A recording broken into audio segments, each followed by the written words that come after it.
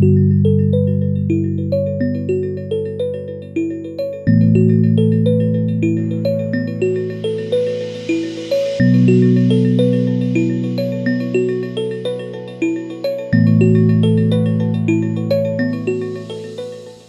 you, everybody. Welcome to Business in Oxford. First things first, happy 90th birthday, Your Majesty.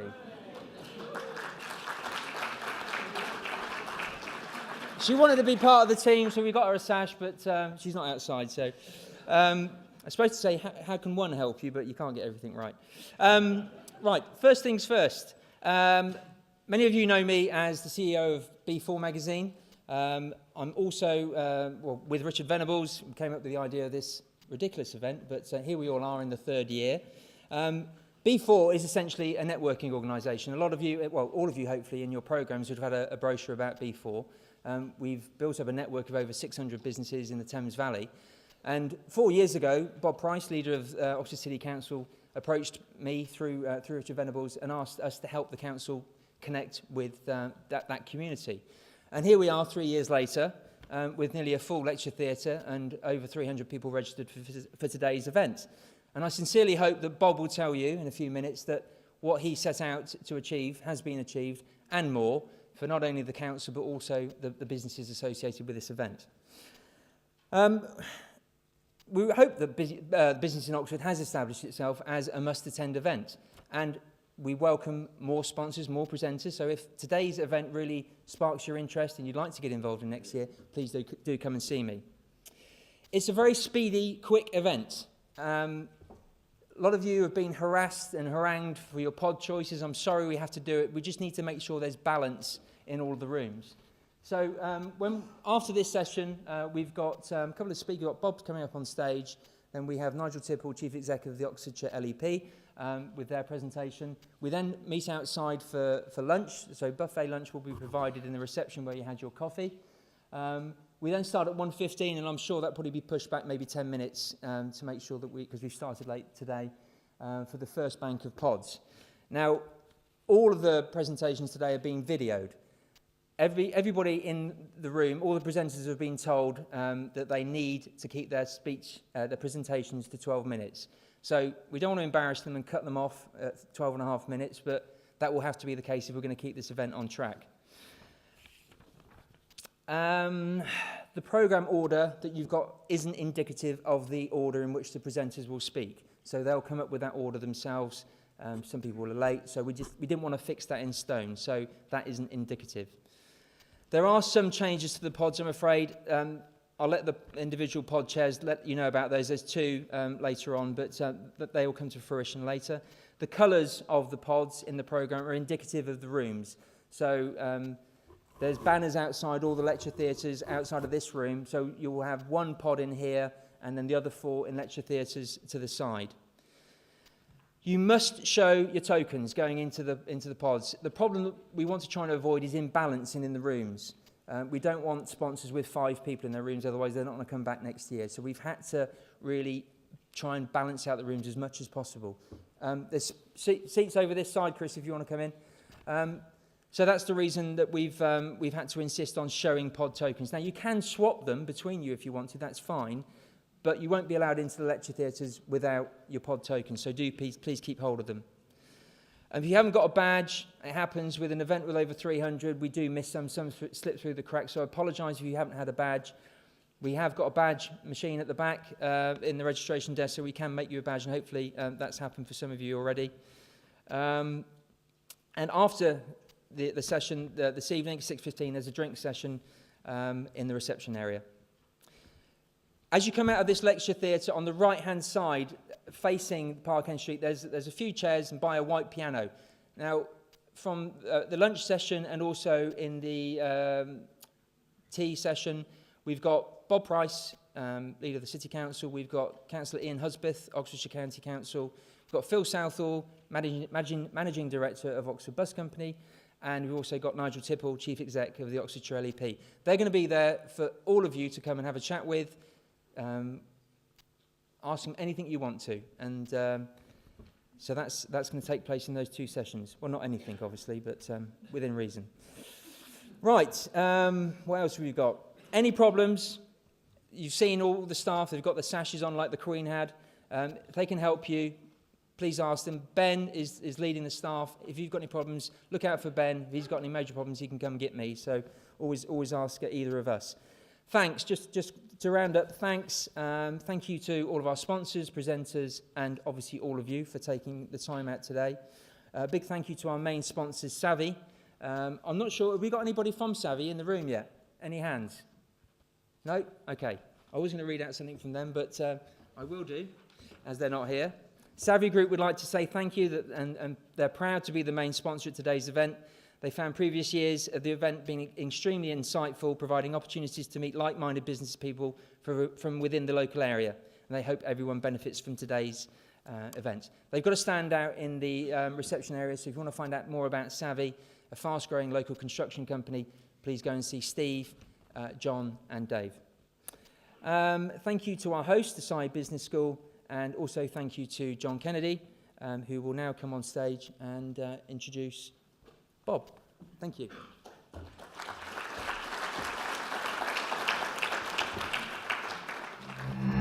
Oh, sorry. Thank you, Richard. Richard, every time I see Richard, he still blames me for coming up with the idea of B4 and the name for B4, so apologies yet again. Business in Oxford 2016. Oh, we're on. Business in Oxford 2016.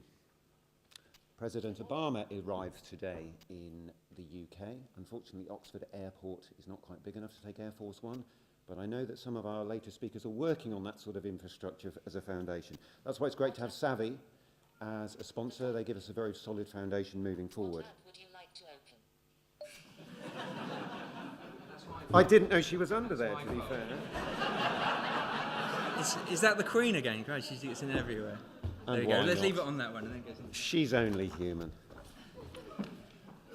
Also, it's a particularly interesting year, isn't it? Who's bored of the term referendum? Well, 1975, obviously the last time we voted on the EU, but actually it's only 6,100 years since we physically left the EU after the end of the last ice age. Up to that point, we were a peninsula of Europe. So actually, geologically speaking, it's not that big a deal, really, is it? What else was going on in 1975? Well, the first Inspector Morse novel was published in Oxford. Anybody know what it was called? Last Bus to Woodstock. Does anybody know what the fare was to Woodstock in those days? 1975, The Shadows came second in the Eurovision Song Contest. And, more importantly, British Leyland, formerly up the road, launched the Austin Princess. Do you remember that? Design icon, as we call it.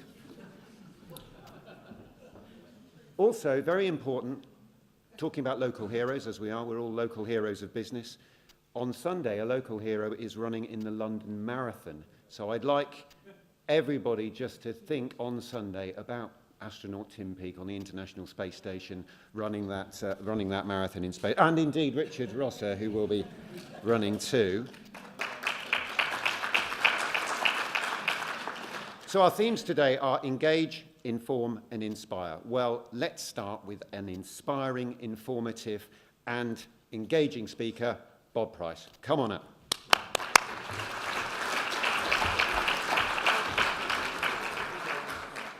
Well, thank you very much, John. I'm really just a warm-up act for Nigel, who's going to tell you about the Local Enterprise Partnership. But I want to, first of all, start by thanking Richard very much for putting together the programme today, which I think you'll all agree is a really fascinating, very rich and very varied programme, and it tributes to the kind of quality of work that he's done. So I think a round of applause for Richard's quality of immersion.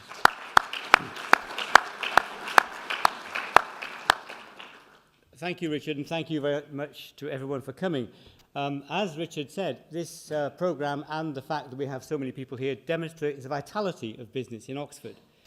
And one question I hope that nobody tries to ask me at 12:30 or 3:30 is whether Oxford United are going to get promoted this season.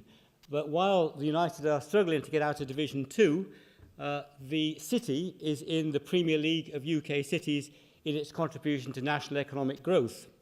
The stats are really impressive, and I'll just run through a few of them just to illustrate the point.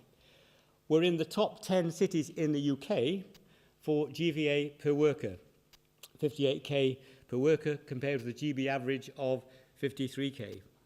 Our growth in GVA in the past decade has been 35% against a GB average of 28%. We generate in the city and immediately the area around it twice as much economy tax per worker as we receive in government expenditure.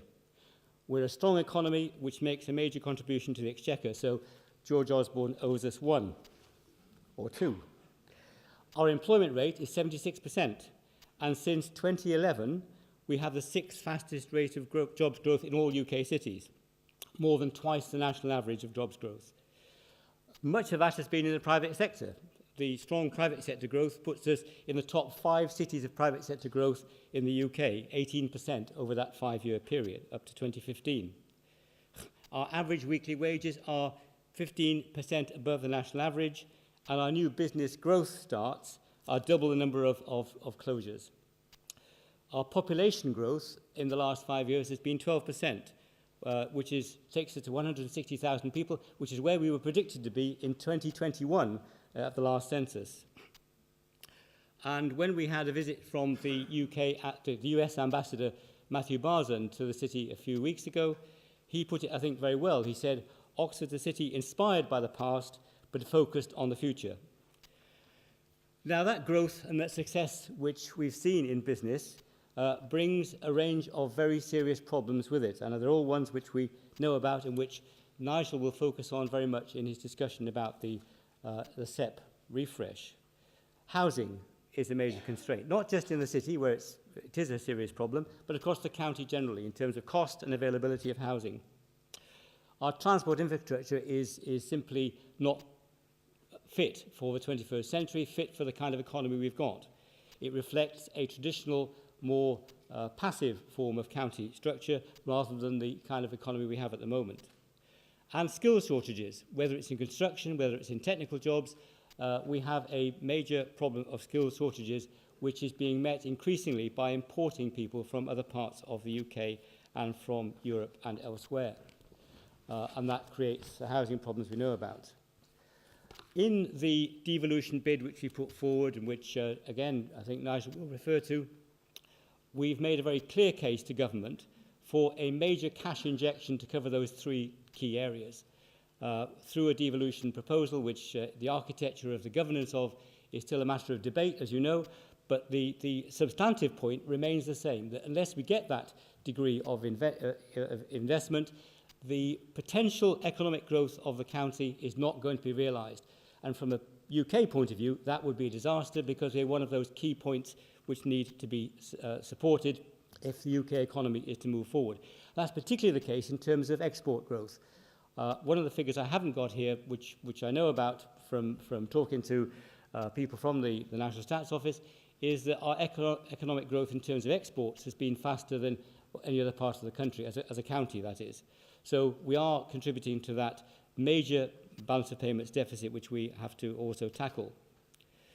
And Nigel, in his talk in a minute, will talk about the way in which we, in the Economic Partnership and the LEP board, we wish to take that forward over the next period. A key characteristic also of the city is that we are a city of innovation.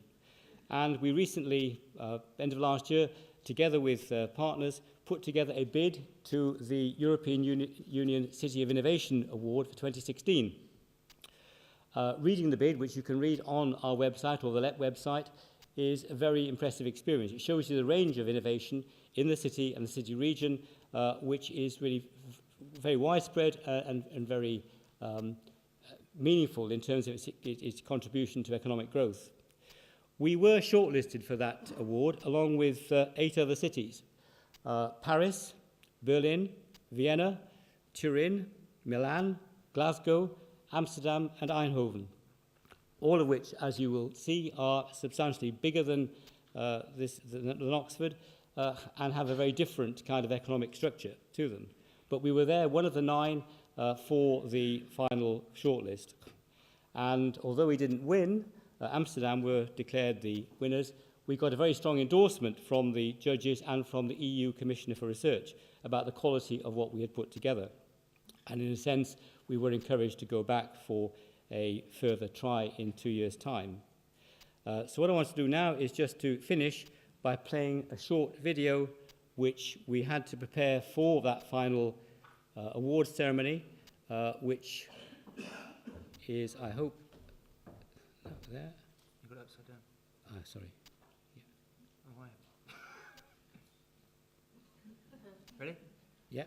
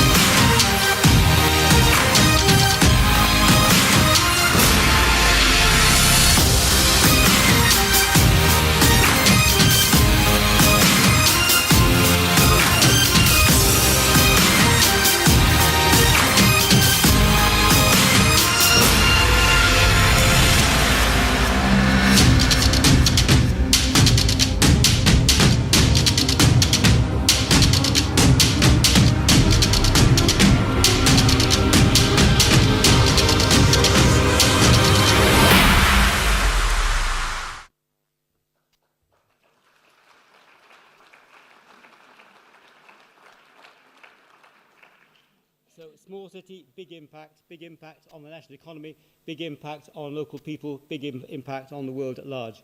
And we hope to win in 2018. I should thank Lynn Shepherd from VentureFest and Sebastian Johnson from the Council for the work they put in to produce the video with colleagues from the video company, because we had a very short time to do it, and they pulled together material from lots of different places. So thank you very much indeed. And with that, I'd like to hand over to Nigel to talk about the Local Enterprise Partnership and the work that we're doing on the board.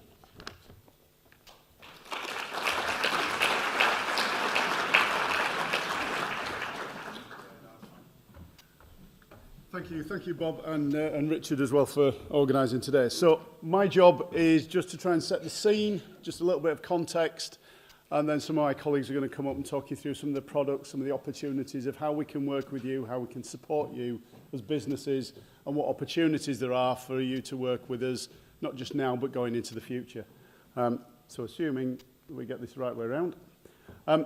Just in terms of economic context, Bob talked about the significant growth in the city, and that has been substantial, about 12%, very significant growth. But so has the county overall. So over the last 10 years, fairly steady, but nevertheless strong growth in terms of overall population. For those of you in the audience, you know that we're a global brand in terms of Oxford and the brand that resonates across the county. But that is significant in terms of our investment opportunities, and also significant in terms of a wider community understanding of the strength of Oxfordshire's economy. We also have some very significant challenges in terms of housing. Again, Bob touched on that, and employment, and some very challenging but nevertheless ambitious targets in terms of trying to respond to that growth agenda, both through housing and employment. And you can see up there 106,000 new homes by 2031 and an increase in employment of about 85,600. The reality is that the growth has already started. These numbers were as a response from local authority partners in developing the housing market assessment, the growth projections for the county, and were embedded within the economic plan. And I'll touch on that towards the end of the session today in terms of the refresh of that process. In terms of tracking, where are we now? We're delivering just over 3,000 new houses per annum with our local authority partners and private sector. I think in 14-15, it was 3,124, I think was the number. We still need to accelerate that and deliver in order to provide the range and quality of housing we need. And in terms of jobs, we're tracking significantly higher than we anticipated. The last 4 years of data shows us we've delivered somewhere in the region of 7,200 jobs per annum for the last 4 years. So again, if you go back to 85,600, that's above trend. And that's real businesses delivering real growth for the benefit of the communities in Oxfordshire and indeed UK PLC. Our working age population, very low unemployment stats. So 0.4% is 1,900 people. 1,842 at one stage was the exact number. I'm not quite sure whether it's exactly that now. But very low levels against an overall employment workforce of just short of 400,000. So we've got a very tight labour market, but massive opportunities to grow our businesses, to retain our students, to create some real opportunity for our young people to come through and work in Oxfordshire. And again, VAT registered businesses, that doesn't pick up all the small businesses, the micros, the ones that aren't on that VAT registration process, but nevertheless 33,000 VAT registered businesses. If every one of those businesses takes on an extra person, we're almost halfway towards our targets, building on top of what we've delivered. So some real growth and opportunities, world-class universities and indeed colleges. Really strong performance in our colleges, post-16 review. I'm sure Richard will touch on that later. And the quality of our graduates. Not quite sure what's happening with the figures at the bottom. You can't quite see the 5% have no qualifications. But the reality is very well-educated workforce, able to respond to changes in market, and we need to really reinforce that flexibility. I thought it was probably worth just touching on what a LEP is for those who perhaps weren't quite aware. One of 39 formed back in 2011-12 by government with the support of local communities and local authorities. And we're there to provide a bridge between public and private sector to help facilitate, to drive in some cases some of the initiatives, you'll see those this morning, to work with colleagues Bob and other leaders across the county to really help grow the economy. Our clear focus is driving the economy and creating jobs. And if we can do that alongside our partners supporting investment into infrastructure, skills and business support, we can create a system that works for all of us. And again, in terms of that sort of driving force of activity, we're working again, Bob touched on devolution with government, to look at securing the right level of investment for a growing and vibrant Oxfordshire economy and to help balance government's deficit. If we don't continue to generate the income, they can't invest it in the north of England.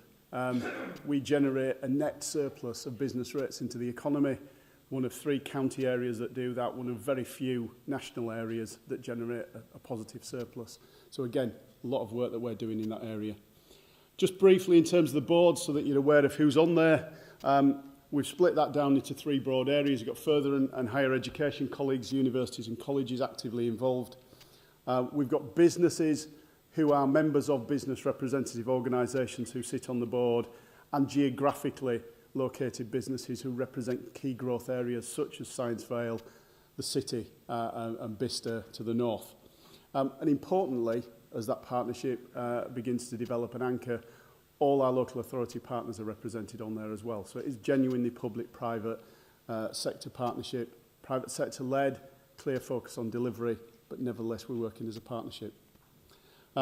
Our economic plan had a very clear vision. It was about building on an economy, growing the economy that we already have, and actually making best use of the intellect, the research development, the capacity that we already have across a business community and an FE and an HE sector.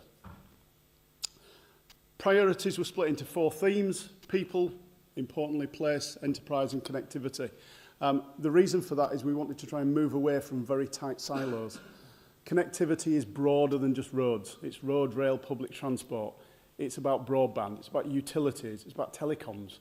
Can we make sure that we get that ecosystem working right to support the businesses and the enterprises that exist, the places that they operate in, and indeed the people, and importantly, the people themselves.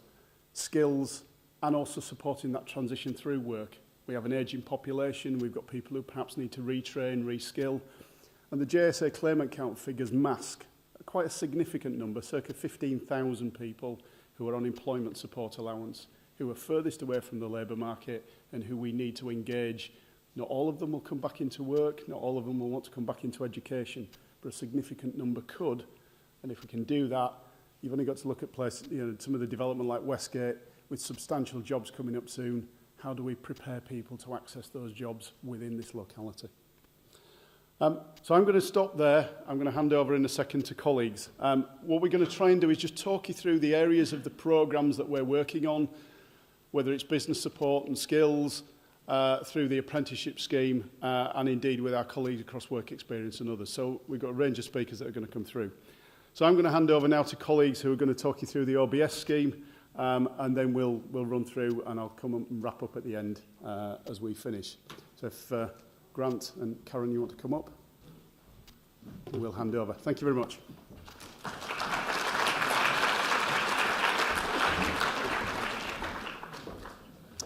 Hello, good morning. My name is Grant Hayward. I'm a network navigator. We'll find out more about that in a minute. A network navigator for social enterprise underneath the OBS scheme. My name's Karen Buck. I'm from the Oxfordshire Town Chambers Network, and I'm also a network navigator helping SMEs. We'd like to start with a question if we can. Has anybody here, raise of hands if you could, heard of Oxfordshire Business Support, OBS? Oh well, let's go. Right. Job done. Good stuff. Can we have another show of hands, please? Has anybody actually phoned or interacted or used the support at all? Wow, just a couple. All that potential. Exactly. Fantastic, great. That's really useful to know, thank you very much. But Grant, what is OBS? Well, in simple terms, it's a support service. It's a LEP programme to provide a combination of support for businesses of all sizes right across Oxfordshire. So how does that work then? Where we go?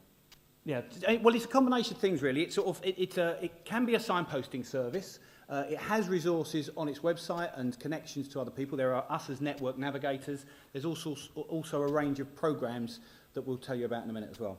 So I'm a business, I need some help. What happens? Well, first point of contact, in fact, there's a range of ways. You could contact the service by phone, email, there's a website. Lawrence, one of our colleagues over in the corner there, might take your call. And he's got the expertise, and importantly, OBS is connected, well connected, with the right sort of resources. So it's a question of contacting us there and working out where best to direct you.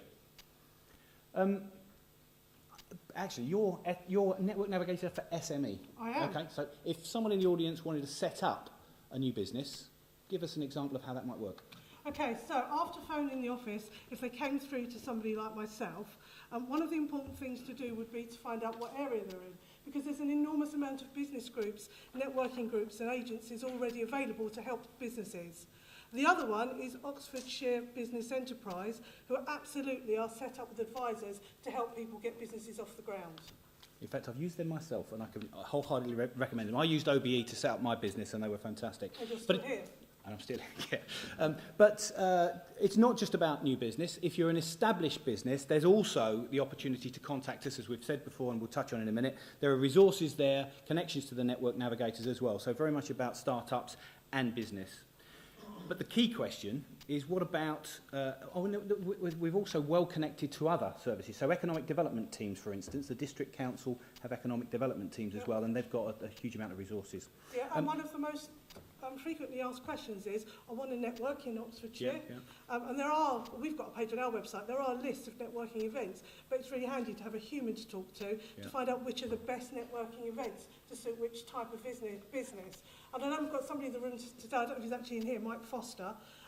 He runs something, I'm sure he'd even set you up with a buddy for your first event. Well, how about that, yeah. Talking of key questions, one of the key questions is around funding. So what do we do about funding? Funding for start-up businesses, there used to be some really good national programmes. They're in transition at the moment, but there's a really exciting event in June. We've called Oxfordshire Soup, where other businesses can go along and help fund and vote for award-winning grants for small start-up businesses. And how do they find out about that? Go to the OBS stand. There's a lovely leaflet with a little pink pig on it. Good stuff. Sorry. Yeah. The question that we've talked about OBS. Yeah. We know there are some network navigators. Yeah. What's a network navigator, Grant? Well, network navigators, the great thing about network navigators, and that's us, Yeah. is that we have proper jobs, we're business people, we're spending most of our time in our sectors, doing our jobs, connecting with people. And I don't know about you, but there's probably not a meeting that I have where I don't mention the OBS support service. So from the LEP's point of view, they have us out there in the business community recommending and supporting and directing to OBS. We're well connected, we'd like to think, and we understand our sectors, I think, most importantly. So there they are. That's us. Do you want to talk us through? No, not really, because they're really, a lot of those are really clever people. John is a really clever person. And what we can tell you about freezing things, that's not people, by the way, we honestly can see him afterwards. But one of the interesting things, it's not just about technology and knowing clever things. It's about using those areas and those specialisms to link and support small businesses. So, for example, Tony Hart, digital. It's not just about high-tech businesses, it's about linking those high-tech businesses to ordinary businesses in order to add technology that can make a small business more successful. Just one example, but there's lots going on. And I think that's certainly the way we work is we connect with each other and we refer people across sectors. So it's not just about network navigators working in silos for their own sector. So, have we done anything to help anybody? Okay. Grant? Well, the sorts of things that have happened, I won't go through all the details, but there's been grant funding that's been awarded, a range of vouchers up to 50% off training and specialist facilities like the Diamond Light services, for instance, vouchers that give you heavy discounts in terms of using that, and a series of programs. Startup Success was one a good example, and we have a picture there of Joe and Matt from Lashbrook Lassies that some of you might know. I think they went on to win awards, but they took part in that Startup Success program as well. And importantly, and there's been a lot of talk about it already, but 166 jobs through these programs have been set up, and that number's continuing to rise. And if you want to be involved now, why not actually go on one of the programs? Go to the stand afterwards, get more information, go on the website. Some are already fully booked, but there are some amazing workshops and seminars available in order to help businesses find out more. So that's what's going on now. What about the crystal ball for the future? Okay, we're looking ahead. OBS team has applied for further funding to carry on running the service. It's optimistic about that. It's also applied for funding to roll out more of the same sort of stuff and new stuff as well. So business support programs, vouchers, funding opportunities as well. So come and visit the stand. Come and meet the lovely Lawrence and the fab Sarah, and come and find out more. And if you want to, come and connect to a network navigator. Thanks a lot.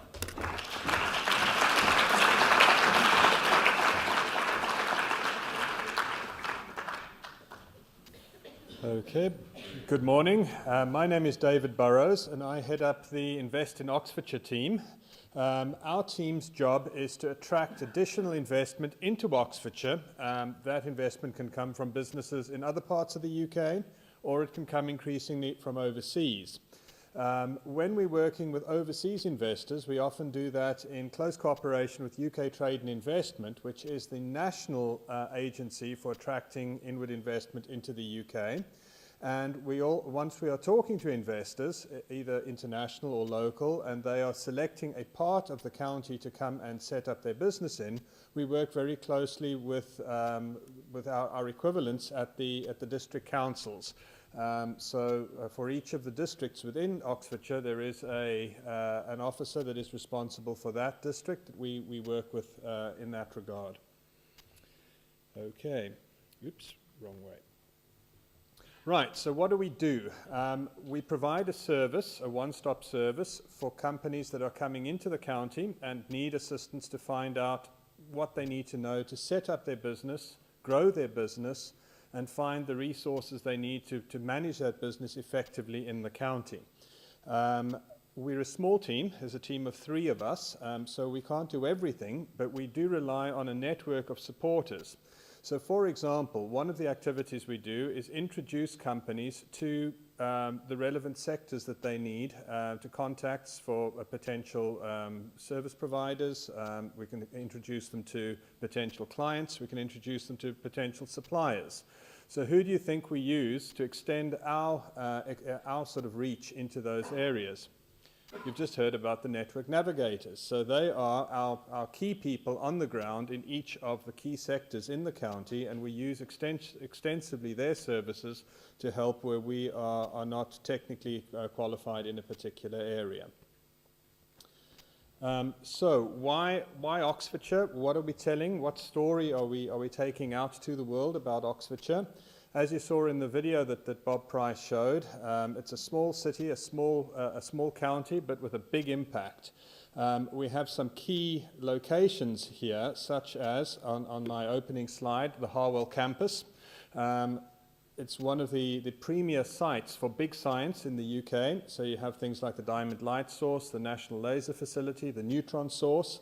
It's also a place where the space industry is taking off, excuse the pun, in the UK. And we have REL Space based there, ESA's XSAT division. We have the Satellite Applications Catapult, and a number of companies that are using that site to expand the space sector. There are many other science parks of a similar size and scale around the county, too many to speak of, but it is certainly an exciting place to be working, and that's part of the message that we will take out to our investors. It's also quite a diverse county, so in parts of it, the north, for example, very, very good in areas such as automotive technology. So the likes of companies like ProDrive up in the north. In the south, we've got places like Harwell, got a lot of life sciences going on there. The west has got a lot of automotive as well as life sciences. The city is fantastic for creative and digital, amongst other things. So very diverse environment. Some of the things that we tell them about is that we have direct services to and from London, easy access to London. I was showing around a Spanish investor yesterday who has a big IT server in London but prefers to live and work in Oxford and travel to London because it's convenient, and also it's a much more pleasant environment to live and easier access to the kinds of skills that he's looking for. Right, so what are the counties? The sectors that we deal with. We have identified 5 key sectors for the county to promote: automotive and motorsport, creative and digital, electronics and sensors, life sciences, and space technologies. If anyone would like more information on any of those, please come and see me afterwards at the stand. I have a few of those brochures physically that I could give out, not many, but I also have them in PDF format that I can send electronically. In addition to those sectors, there's a few cross-cutting ones, such as cryogenics, cybersecurity, robotics, things like fusion energy. So there's quite a lot beneath the surface of those key sectors as well. Right. If anybody needs any further support, we also work with companies that are already set up in the county and are growing, and any companies that have technology that is going to make the county a focus for a particular sector or for innovation, and we'd be happy to hear from you and work with you as we go forward. Thank you for your attention.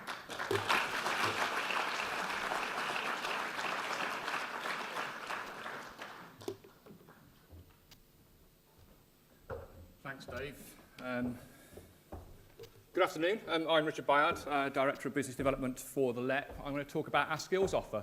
We've spoken a lot about growth, about housing, about transport, and to a degree skills. But if we're going to achieve the ambitious targets that Nigel mentioned, that Bob mentioned, the key ingredient in that isn't just roads, isn't just housing, it's people. How many people here, how many employers here are struggling to recruit staff? Just put your hand up. Okay, so more than recognise OBS, so, okay. Something to log for future reference. How many employers here recruit apprentices? Broadly the same. How many want to recruit apprentices? How many are struggling to recruit apprentices? Okay, come and see me after or come to the stand. We've got a real challenge. We've got a real challenge, and in many ways, it's a good challenge because our challenge is managing success. And part of that process of managing success is ensuring that we've got the supply chain of staff, of people of the right skills levels, of young people coming through the school infrastructure in order to drive growth and drive the ambitious targets that Nigel and Bob and Dave have mentioned. So how do we do that? How does LEP do that? It has a series of products, one of which is Oxfordshire Apprenticeships. Oxfordshire Apprenticeships is a brand, it's a partnership between the LEP, between National Apprenticeship Service, between the district and county councils, to drive growth, to make it easier for you to take on apprentices. When I was growing up and they were creating the Austin Princess, my dad had one, An apprentice there was kind of, the perception was it's kind of heavy to be an apprentice. You had to be, sort of boiler suits and dirty, and you created something that if you dropped on your toe, it hurt.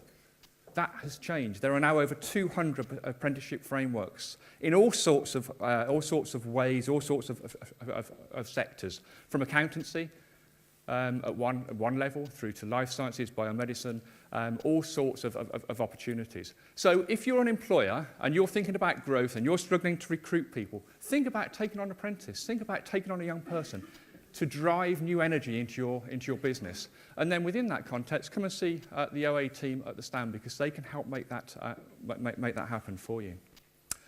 I think that, again, just picking up on my sort of misconception challenge around the apprenticeship agenda, it is still very live and current. And anything that we can do to help drive growth in apprentices, the team will do. And part of that is helping demystify the offer, helping to demystify some of the complex infrastructure that I guess we're guilty of building around it. It doesn't need to be as complex as it is. But essentially, you need three components to take on an apprentice. You need a young person, you need a training provider, and you need a job. And I reckon we can do that, can't we? Collectively, we can drive more growth in apprentices. And the team are doing really well. We're in a really good place locally. We are certainly in the top 5-10% nationally in terms of growth in the apprenticeship agenda. And I think, and Sarah's here, she'll correct me if I'm wrong, but I think we're seeing about 6% year-on-year growth in apprenticeships compared to last year, compared to a decline locally across the South East. So we are in good shape. So thank you to those that are embracing the apprenticeship agenda. Those that haven't or want more, then please come and see the team. Part of that enabling role that the team do is around employer briefing. So again, it's just trying to get groups of employers together, both on one-to-many, but also one-to-one, just to make it easier to help you through the apprenticeship system.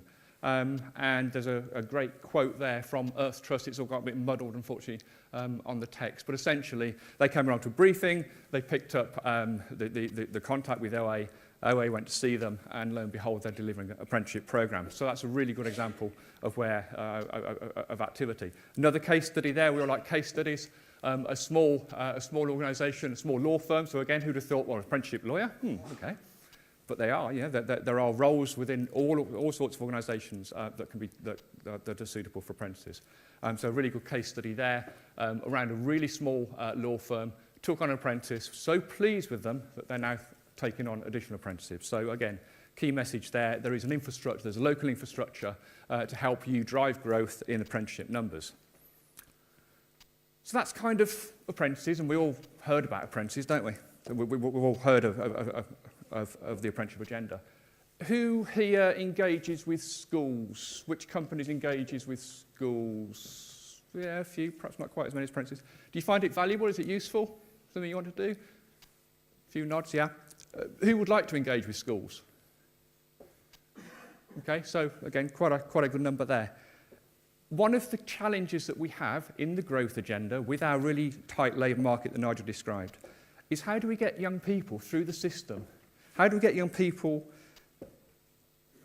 and provide them with the right information through the system about the jobs growth that they are learning and contributing to in the future? And part of the product that's been created is opportunities to inspire, O2I. And the role of O2I is to provide that local infrastructure link between employers and education. When I was in the private sector previously, we often engage with schools, try to engage with schools, and it's kind of dial 1 for attendance, dial 2 for reception, dial 3 for school meals. There wasn't like a dial 7 for I'm a business, I want to help inspire the next generation. And what we want to do through O2I is to make it easier for businesses to engage with schools. Why do we do that? There's a quote there from the Chambers of Commerce. Engagement with employers is absolutely key for young people. At an early age, it's absolutely key for young people. So O2I is the opportunity to help you do that locally, and the team are here on the stand. And if we think about this in context, and I bore a lot of people, not least you this morning, or this afternoon, but about the space sector. Dave mentioned the space sector down at Harwell. That is predicted to grow to a 40 billion sector nationally to 2030. Within that context, 100,000 new jobs nationally to 2030. About 10 or 12% of that growth will be clustered in and around Harwell. 2030 sounds an age way, it's not. Young people will be in our education system now who may want to go and work in the space sector. They need to make the right choices, they need to be informed, they need to be inspired, they need to be engaged, they need to be informed, they need to be inspired. Actually, a very relevant theme for today. So opportunity to inspire. If you want to come along and talk to the team, then please do. Another element of this is kind of, again, aligned to that, work experience. Who takes on work experience, people? Again, a few. Potential there, as Grant said. Again, in my private sector days when I was running a hotel group, yeah, of course I would. And then of course I'd take on work experience students. And then I kind of forget about it for 6 months and they turn up one morning and no. We've got a team here within the LEP that will help support and drive growth in work experience. We have, again, we're in really good shape. We've got, we manage about 6,000 placements per annum, in fact, more than that, across 3,000 employers per annum. But if we think about the 33,000 businesses that Nigel mentioned in his presentation, that's less than 10%. So let's get to 12% of employers engaged in work experience, 15% of employers engaged in work experience. If you want to do that, please come and talk to the team moving forward. And that, again, will help drive our growth agenda. And again, just think about it in the space context. If you're a young person in the education system and you can go and see some of the exciting stuff that's happening in and around Harwell or some of the exciting stuff that's happening around F1, that's absolutely inspiring and that will help you make the right choices through your learning journey. You may well end up in an apprenticeship, you may well end up going to university, but the key thing is you will end up supporting Oxfordshire's growth. We sort of set all that within the context of a strategy, of a skills board. Private sector-led skills board. It's developed a skills strategy. It has set out 5 main strategic priorities for Oxfordshire, some of which we've touched upon earlier through devolution. We want greater influence over our skills priorities so that we can do more to manage and to ensure that our businesses benefit from the skills infrastructure. But equally, it's also about doing more of the same in terms of the products and driving growth for our economy. So, as said, there's a stand back out in the foyer. Come and talk to the team, and I'll hand it back to Nigel.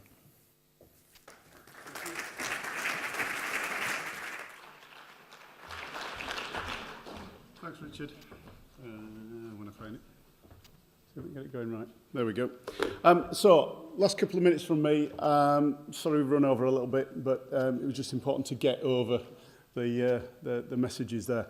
The critical bit for me is that we are moving into a period of quite exceptional growth in terms of the scale of businesses. We've talked about the number of businesses that are growing, the number of businesses that exist.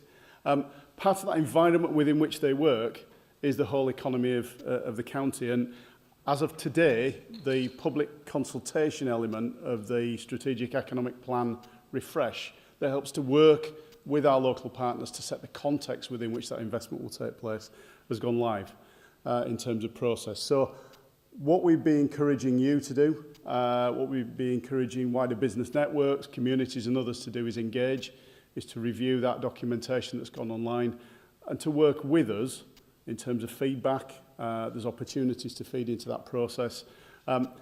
We're working with town and parish councils through the networks, a whole range of business networks that we're looking to identify and to work with beyond the current main business organisations to make sure we get the maximum reach and engagement. So a really important opportunity. It's challenging. Go back to that growth agenda. 106,000 homes, 85,600 jobs. They're big numbers, but we're already well on that trajectory. 7,000 plus jobs per annum over the last 4 years, 3,000 plus houses per annum. We're already delivering. That's going to gear up even more.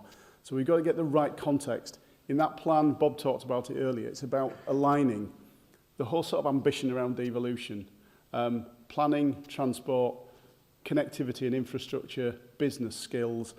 And the bit that we haven't really touched on this morning is health and well-being, that whole health agenda, both as a business opportunity, but also with an ageing population, with a more dynamic growth in population.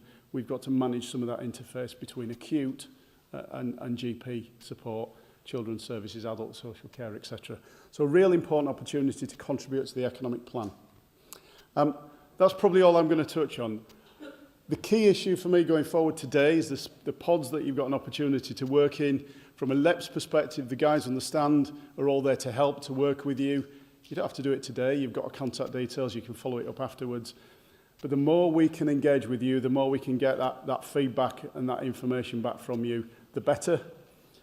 And all I need to do now is really thank you for your engagement, thank the speakers for theirs. I'm sure you'd want to join me in thanking them for their efforts this morning.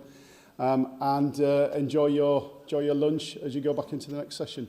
And then pods, I think, are starting 15 minutes later than they were advertised. Thank you very much indeed. Cheers.